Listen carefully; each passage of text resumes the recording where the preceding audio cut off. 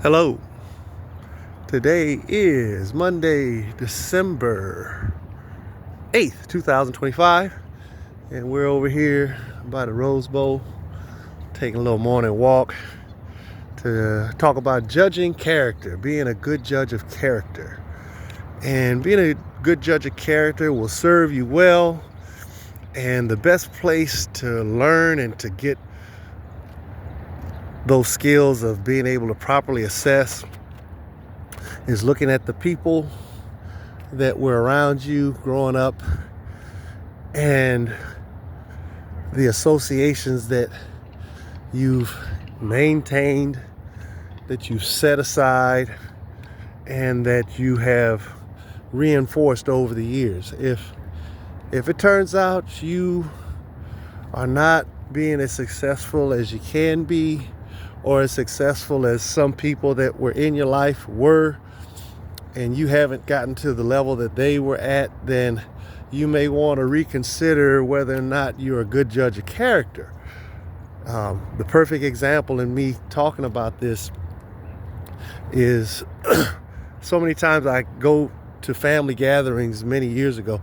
I got to a point where I just came to the realization that if I'm going to become successful and achieve the things that I know I'm capable of achieving, I got to cut my family loose. I got to cut them off. And I've cut a lot of family off, but a lot of families cut me off too. But the challenge that I would present to all of my family members was, in terms of your ability to just support yourself and what you've been able to do for others, can any of you say that you were able to do as much as I was able to do? Not just for myself, taking care of myself, but for others. And none of them can actually say that they were able to do what I was able to do for so many years. When I look at my oldest sister, she spent well over 2 decades out in the street using drugs and being abused by men and everything. She had 2 sons. She wasn't in any kind of financial position to take care of these children, but I was. And not only was I able to do that, I was able to take care of my own 2 sons and support and provide for a wife as well. My second oldest sister, because I'm the youngest out of all of them, she got married, had 3 daughters, and always seemed to need my help as an adult. Always seemed to need my help as an adult. And not only was I able to help her and keep her house in order, she had some major breakdowns to her house. She needed a new electrical panel. She needed a shed built at her house. She needed a house remodeled. There were a lot of things that were going on. And when her oldest daughter went off to college, I was able to give her oldest daughter a car and as a gift. And part of the gift was I drove it all the way from California to Florida, and I think it took me 38 hours to make the full trip cross country from Los Angeles, California to Fort Lauderdale, Florida. So I was able to do all of those things while still maintaining my own home, keeping my business and everything operating. And it was at a point where the challenge was for my 2 sons to come to the realization, you know what, Dad's not such a bad guy after all. In fact, Dad was such a giving and generous person. He did all of these things for so many people. And at the same time, he was able to do even wonderful things for his extended family members, his brothers. I have one brother, but I had 2 other brothers that were born by another woman my father married later on down the road. So I have 3 brothers, but I'm like the youngest of the 4 that my father had with my mother. There's 2 other brothers that they're younger than me, and none of these people have been as generous with what they had as I was. And it was at a point where I'm really hoping, you know what, for all of this giving, maybe I was able to teach these people that on a certain level, life gets better when you give, because your life becomes that much more enriched. But the real key is, if the people that you've given so much to are just parasitic in their thinking, it's not going to be a good result for anyone involved. Not me, not even them. And they're going to think, oh, this is how life is supposed to be, when no, life worked out so wonderful for you because there was somebody doing the dirty work. Somebody was doing the heavy lifting while you sat very comfortably and enjoyed the fruit of that heavy lifting, the fruit of that other person's labor. And it's at a point where I just think, for my 2 sons to really not want to have anything to do with me is more of a demonstration of their lack of the ability to really recognize and gravitate towards people of good character than anything else. And I would just suggest to anyone who watches this video, if you really think you're a judge of good character, just think about how much you've been able to amass in terms of a fortune for yourself, and how often had you thought to do something to help someone else. And if the thought had occurred to you to help someone else, did you actually do something about it? Do you go as an adult to help the poor, to help feed the poor, to give visits to the elderly at convalescent homes, to just see to somebody that you know might be in need of something? There's a gentleman in the Philippines, Sunshine Shoulders, that's his channel. He says, if I don't know one thing, I know one thing for sure: when we help other people, we help ourselves. I like that, because that's been my life's philosophy. But there's another guy on YouTube, he calls himself the Saint and the Sinner, Marquette. Salute to you, brother Marquette. He has a philosophy where he says, be good and do good, but especially do good to good people. And while yet I would say that there's none good, no, not one, all has gone their own way, each do what they want to do, I think on a certain level that's accurate. None of us, if the standard was perfection or being without sin or breaking God's law, all of us would be guilty. But I think when you finally realize that you have no hope, you give up on trying to be good, and then you find yourself actually doing the very thing that God wants you to do. So I know I may be rambling now, but I'm just at a point where if you don't really have a standard to judge good character, to understand what virtue is, keep watching this channel, because I'm going to be talking about how you figure these things out. It's one thing to say what you shouldn't do, because this is what I'm showing, that a child should never, ever, ever want to not be involved with their father, whether they be a female or a male. I think there's another gentleman, Jesse Lee Peterson. He basically talks about how once a person's able to forgive their mother for drawing the child away from the father, that the child opens up to actually becoming a child of God. And that's really what ultimately we all want to be. It's a little unfortunate when Jesse talks about people being child or children of God, that his first assumption is your mother has to be an awful person.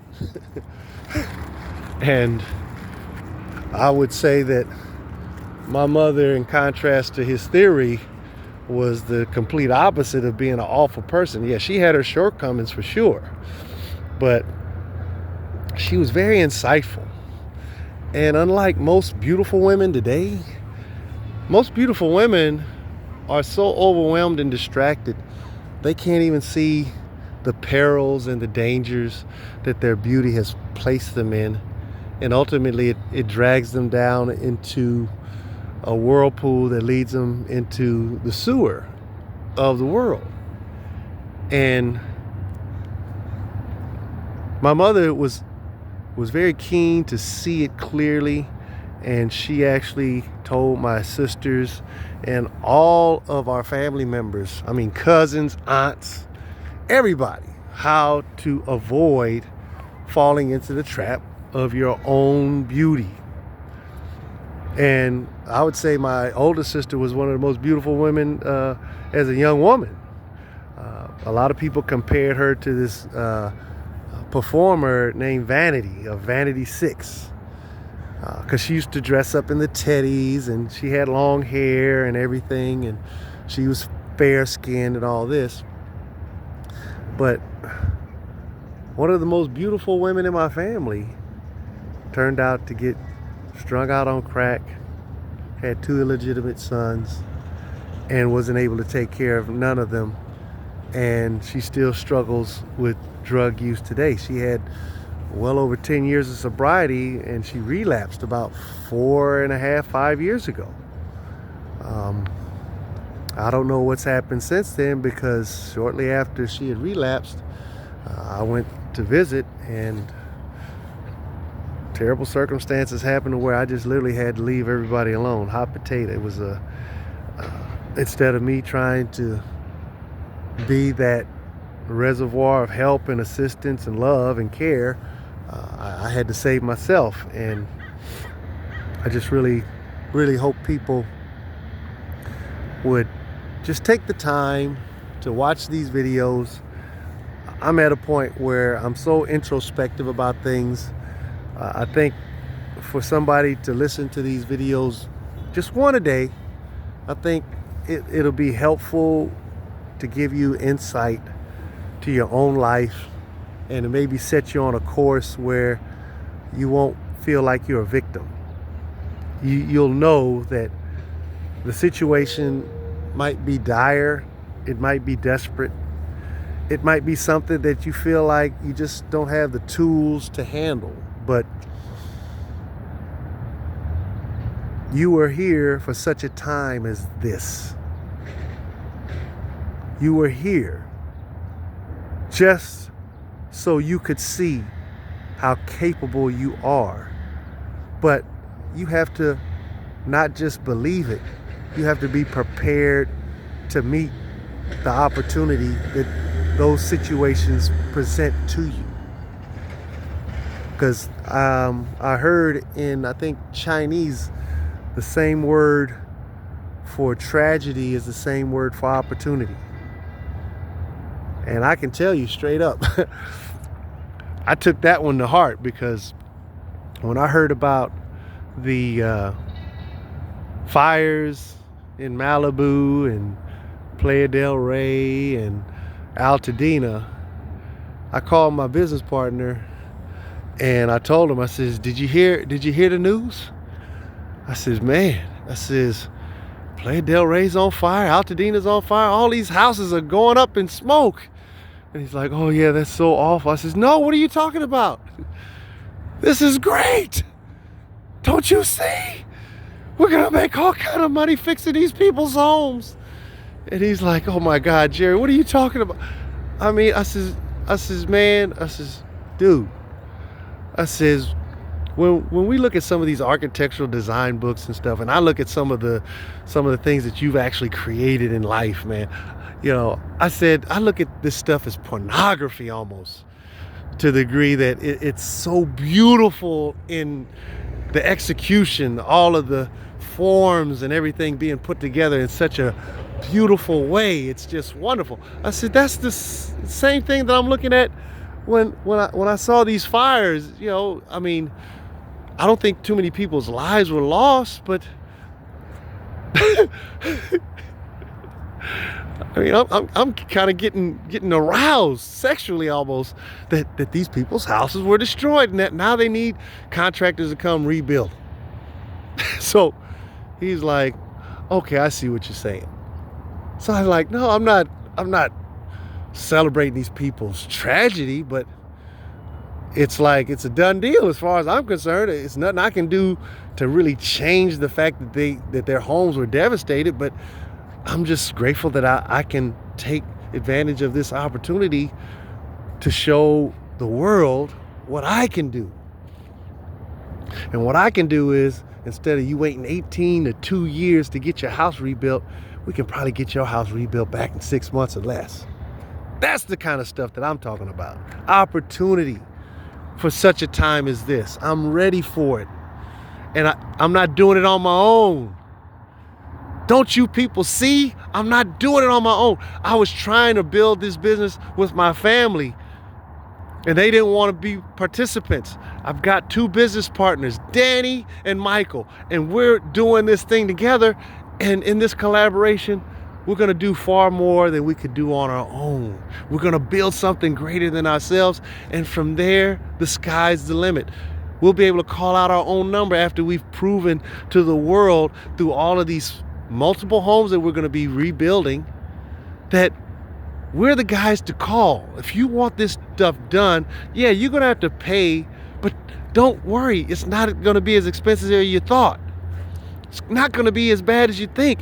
You're going to get quality, efficient, precise work done, and it'll be at a price that is so competitive that you're going to say, you know what, I'm willing to wait. Because you know what, the 6 months that I got to wait for Jerry to get over here to start putting this stuff together, it's going to save me a whole year, because these other people are telling me it's going to be 2 years before they even come close to having their stuff finished. That's the kind of thing. And you guys should be excited as I'm excited. But you're also, getting back to the whole gist of this thing, you got to be a good judge of character. My son could be so much further along, and if he had really absorbed much of the character that I placed on display for him, he would be more than happy to avail his knowledge and skill to help me get on my feet in terms of this thing called social media. But he's not doing that because he's not open to give. I've given and given and given and given, and I don't think I'm worse off for it. I think for the people who I gave that really didn't value or appreciate it, I've moved on. I don't give to those people anymore. And they're still stuck where they're at. They're not making any real progress. They're gonna fall by the wayside yet again. Because one thing I know about people that aren't really about doing what is called the right thing, they keep repeating and failing and failing and failing. I wish you guys all the best, and I'm going to try to make these videos a little shorter, but sometimes I hit the nail on the head with a rant. Talk to you soon.